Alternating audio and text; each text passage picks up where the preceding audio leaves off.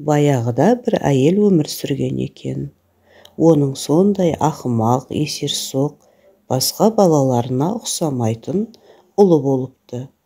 Бірде анасы баласынан базардан ине сатып әкел деп жұмсапты.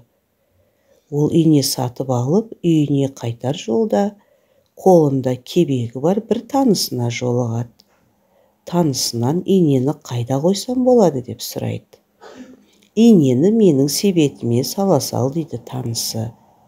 Бала инені кебек толы себетке салады да, үйіне жеткенде инені таба алмай қалып, үйіне құр алақан қайтады. Анасы ине қайда деп сұраса, инені танысымның кебегі бар себетіне салып едім, таба алмай қалдым дейді. Анасы қандай аңқау едің, инені көйлегіңнің жеңіне түйреп қою керек еді ғой, сонда оны жоғалтпайтын едің деп ашуланыпты. Анасы екінші жолы май әкелуге ұлын тағы да жұмсайды. Бар да тез орал дейді.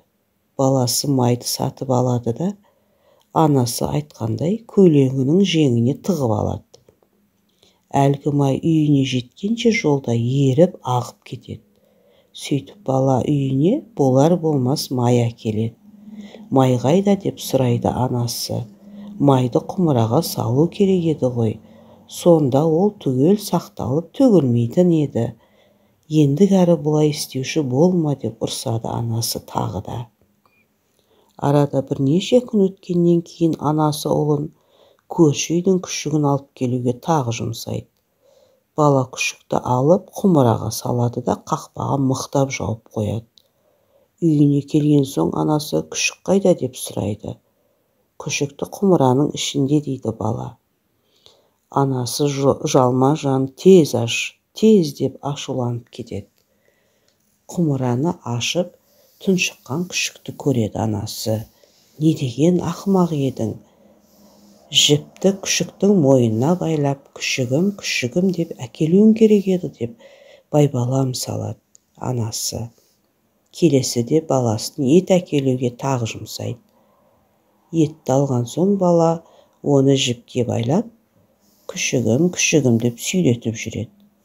Баланың соңынан еттің иісіне барлық иттер жүгіріп, етті жеп қояды.